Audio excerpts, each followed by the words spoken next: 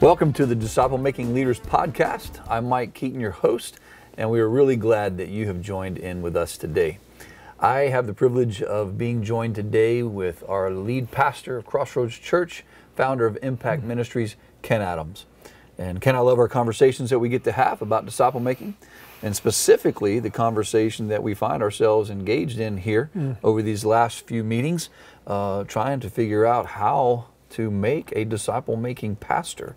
And so just kind of lead us into that, if you would. Just kind of share why we've been talking about this, and then maybe just a little bit about what we've already talked about and what we're going to talk about today. Yeah, Mike, I appreciate that. And I like the way you say that we're just trying to have some conversations, and we're really just trying to to talk out loud about what really is one of the most challenging things facing the church today, and that is that if we have pastoral leadership that is not matching up with the mission, then we got a problem. Yeah. And so you see that happening in a lot of churches, that a lot of pastors don't really, they're good pastors, they're even good leaders, they're not necessarily disciple-making leaders, not disciple-making pastors, and quite honestly, that's a contradiction. I mean, you wouldn't want to have, if you were leading an educational institution,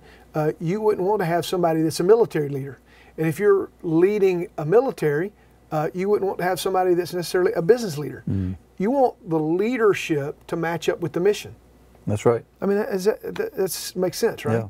You want the leadership to match up with the mission. And so if the mission of the church is to make disciples, why wouldn't we want disciple-making pastors? I know that probably just sounds like we're simplifying it, but I don't think it's that complicated. We really need to have, and the reality is that most of the pastors that I know are not making disciples. If they're not making disciples, they're not disciple-making leaders. That's just the truth. Yeah. And if they're not, then that means it trickles down, right? Because that means that the church is not going to be that. It does. And the environment, the movement is going to suffer greatly. In fact, I was in a luncheon not too many months ago, Mike, with probably about 75 to close to 100 pastors, and we were talking about the topic of disciple making, and we were a panel of guys, and one of the guys asked the crowd of pastors how many had never been discipled, and the majority of the hands in the room went up. And so I think that probably is a telltale sign of why we don't have very many pastors making disciples, because they've never been discipled.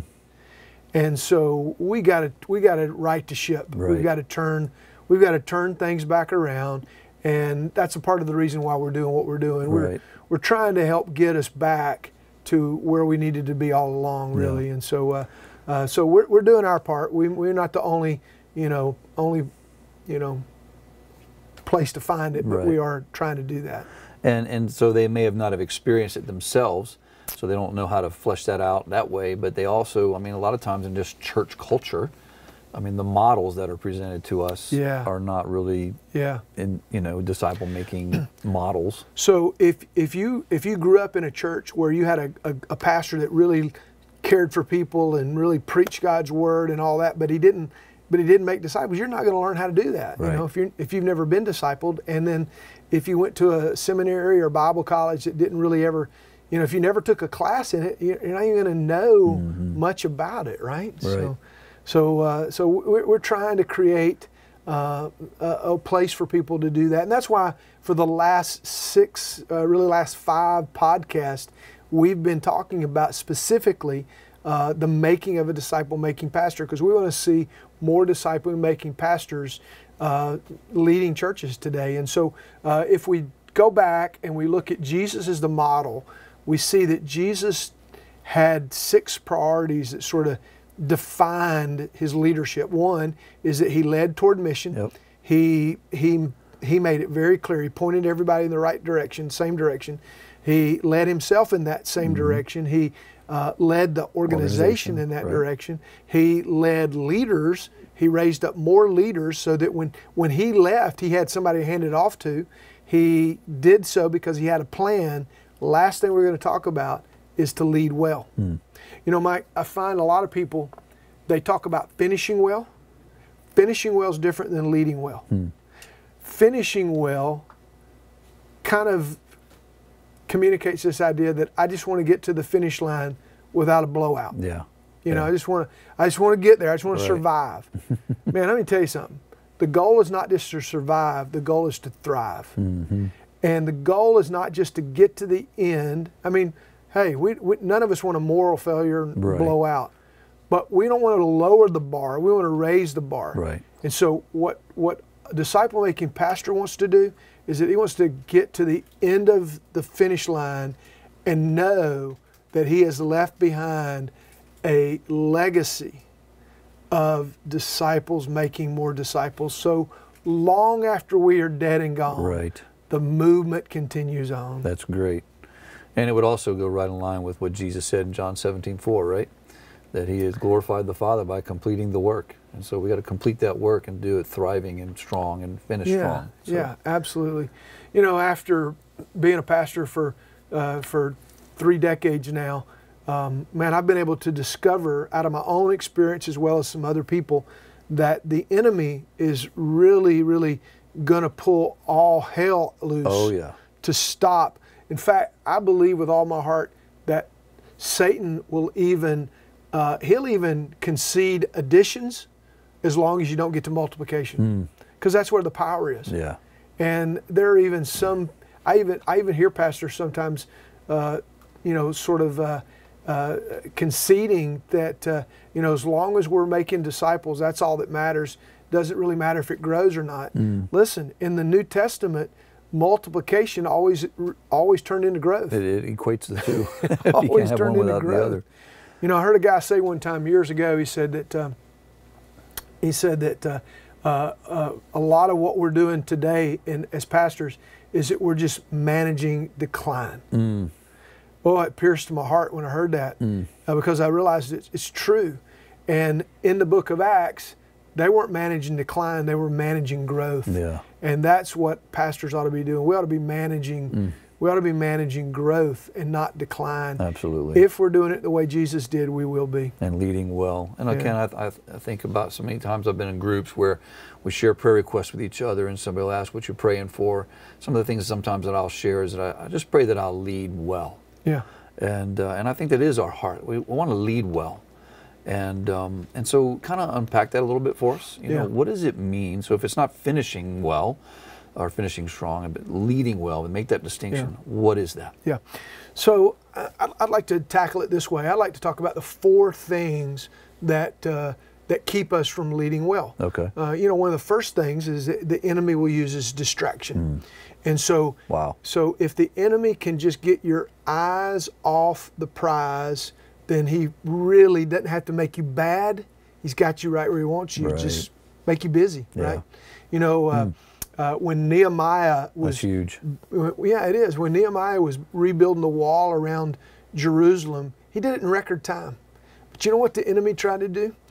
In the middle of the process, a couple of his enemies, a guy named Sanballat and Tobiah, came to Nehemiah and said, "Why don't you come down off the wall? Let's talk about what you're doing." You know, all that was a distraction. Right. And Nehemiah literally said, "Oh no, not coming down." Wow. And not gonna stop what we're doing to talk to y'all. And a lot of times, what the enemy's doing is that he's just trying to get us distracted from what really matters. And he doesn't do that by bad things. He does that by getting us distracted with good things. That's amazing. And good is often enemy of the best. That's right. Second thing that the enemy will do is he'll use discouragement.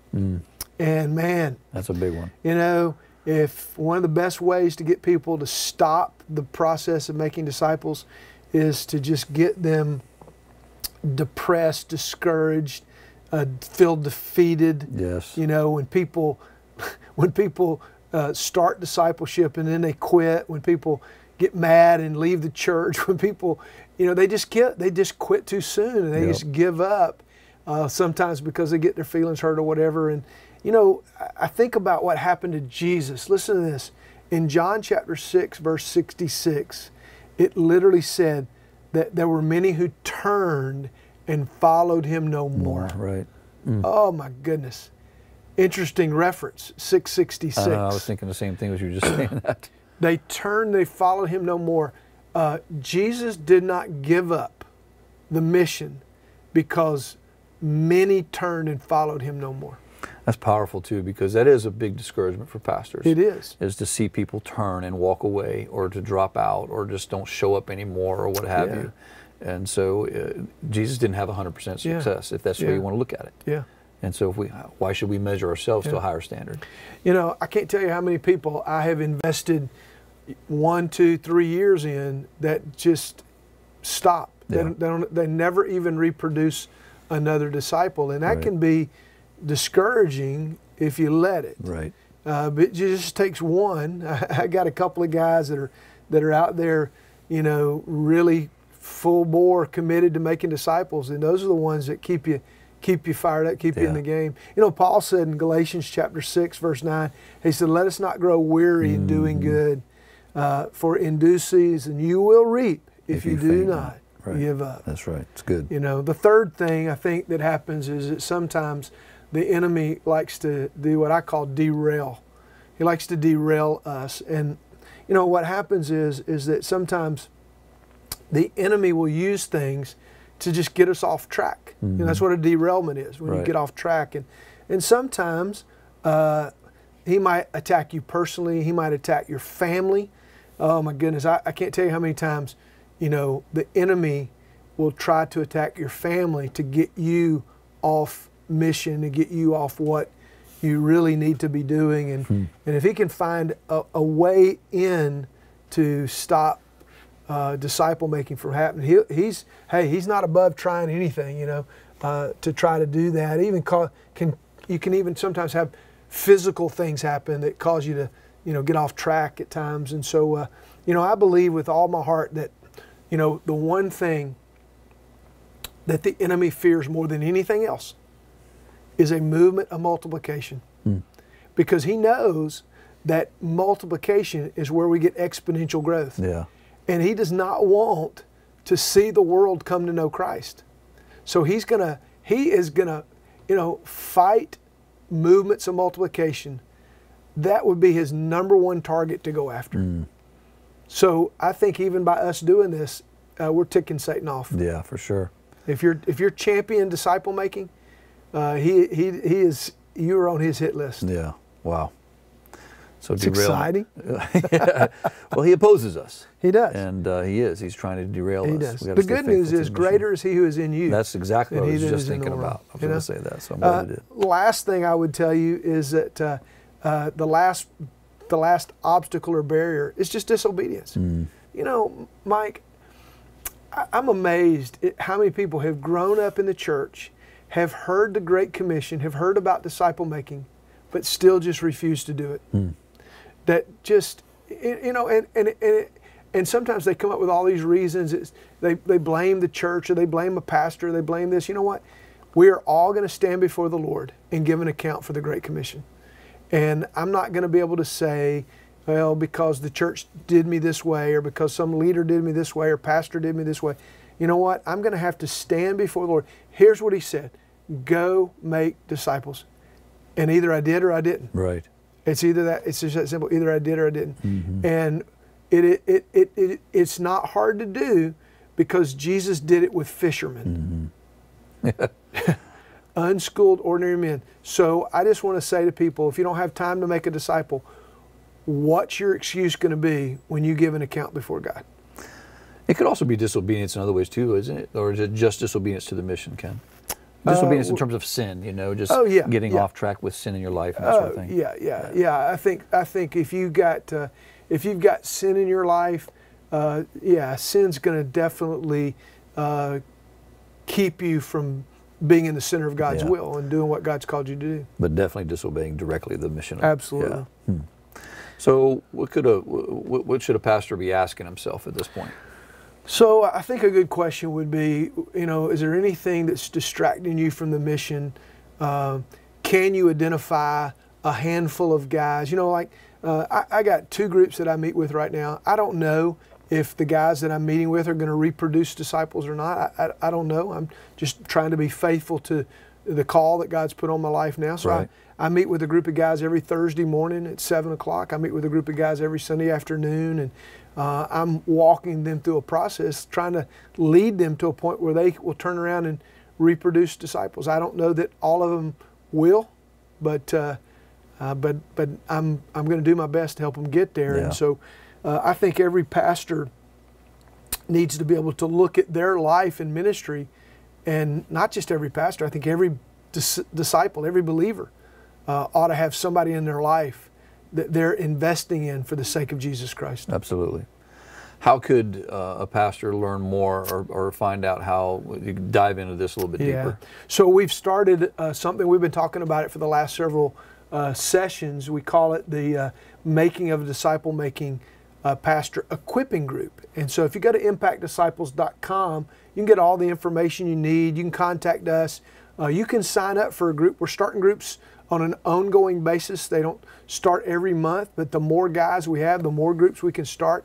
You walk through a 6-month process of these priorities, talking through the 6 priorities of a disciple-making pastor. So we encourage people to come check us out and join whenever it works, whenever there's a new group starting, and whenever it fits your schedule. That'd be great. Yeah, and I think we all could probably, myself and you as well, could all include ourselves in these things that Satan does to us in terms of distraction and derailment, and discouragement, and disobedience, and so forth, times in our life. And I'm sure you could too. So if you would like to jump into one of these equipping groups, maybe dive into that a little bit deeper, discover some things and ways that you can be encouraged and challenged and grow through those things, we'd love to be a part of that with you. And so we encourage you to jump in one of these equipping groups, and we're thankful that you have joined us today for this 6th installment. If you've missed any of the others, please go back and catch those so you can get all of them. We hope more than anything that they've kind of whet your taste buds to get into one of these equipping groups and to just to really learn how to become a disciple-making pastor. So that's our heart, and we hope and pray that that's yours as well. Thanks so much for joining with us today, and we'll catch you next time.